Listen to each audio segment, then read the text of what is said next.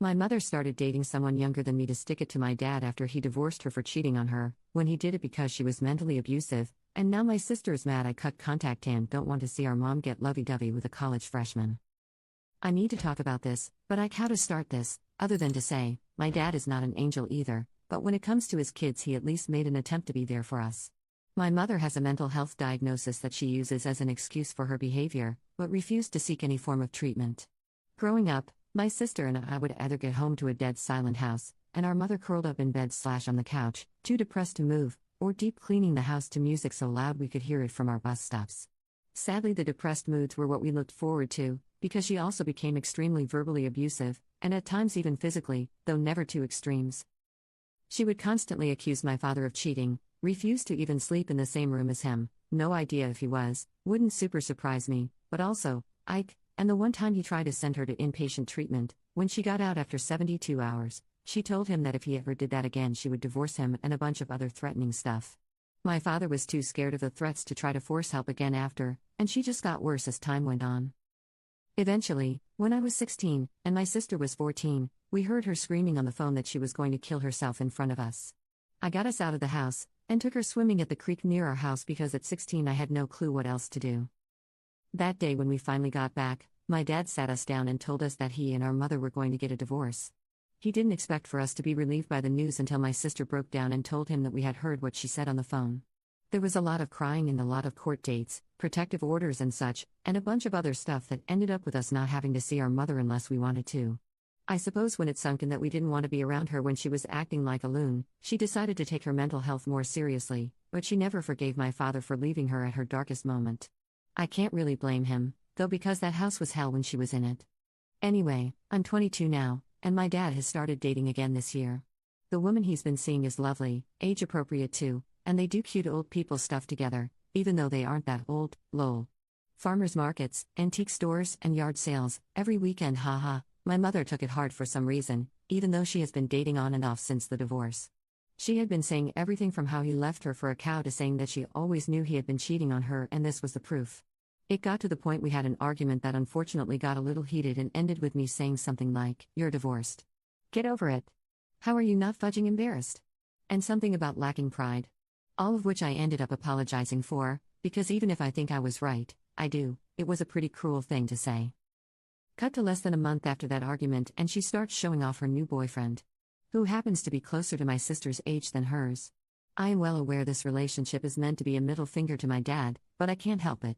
It's fudging gross. It's fudging gross, dude. This guy is younger than me, and is playing house with my mid-50s mother? It's weird, and predatory, and gross. But, he is a legal adult, and there's really nothing I can do about it. Anything I could say to my mother would turn into a game of so it's okay for your dad to date but not me? As if dating is the thing that's fudging appalling about it. Part of me thinks he's only with her because she got the house in the divorce, and is doing fairly well for our area, financially speaking. The rest of me thinks she's groomed this dude. So I've pretty well just stopped communicating. I never give a real explanation for why I can't come over or talk on the phone, just that it's really busy at work. My sister came over Monday and said that our mom really misses me, and that she hopes I can come around this weekend because she's planning to make my old favorite for dinner on Saturday. I'm not sure what that means, unless she's talking about a cold slice of hot and ready that I had to sneak for my sister and I while she wasn't looking, but whatever. I tried to hedge around the issue, but my sister wouldn't drop it, and I ended up snapping that I didn't want to go watch a 50-something get handsy with a college freshman. My sister ended up looking absolutely shocked by this and asking if I was serious. When I shrugged and nodded, she started cursing me 7 ways to Sunday and asking why I had such a problem with mom being happy finally, and I said that I would just prefer if she was happy with someone actually old enough for her, and I wasn't going to pretend to be cool with it, so I figured she'd probably not want me around. My sister ended up hitting me, getting herself barred from my place in the process, and now my mother has been sending woe is me texts and voicemails of her crying and asking if I hate her, and all this other crap I just can't deal with. I don't want to tell my friends about it because they don't know how fudged up my family is, and have mostly interacted with my dad, or my sister, if any of my family at all. Sorry for the length, but I feel better already just getting it out, haha. Thanks for reading, if you did.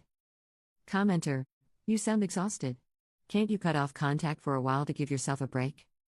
Commenter 2, Mom. No contact, sis. No contact, Dad. Low contact, you, therapy. Update. Hi. Just remember this account because I was talking to my sister recently, and the big fight came up, and I remembered that a couple of people asked for an update if there was one, so I decided to give one.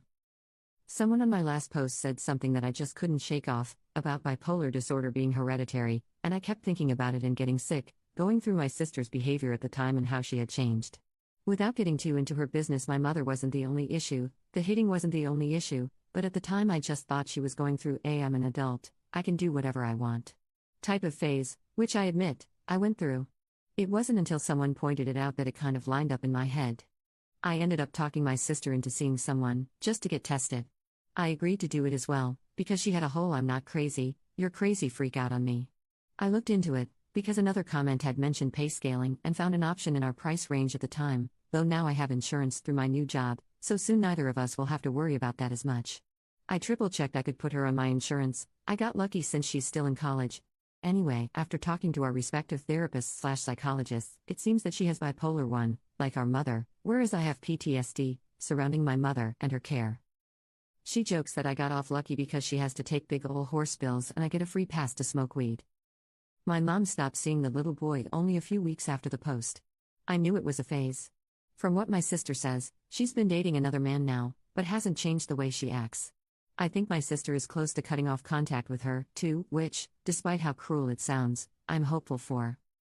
For me, cutting contact came after my therapist said that what I saw as normal arguments between us was me becoming triggered. Feels weird to use that word. I've never been the kind of jerk to hate trigger warnings, but to think they apply to me is weird, because she was always reminding me of the worst times of my life. I thought about that a lot and decided I agreed. Fighting with her about it would get me nowhere, so I just told her I didn't want to see her for a while and blocked her. She didn't take it that good, but she calmed down after the first couple weeks.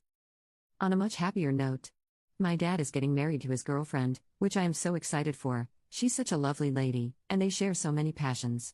Their antique glass collection belongs in a museum, and I've never seen two people more happy. Commenter: I'm honestly glad to hear a happy update from you, Op.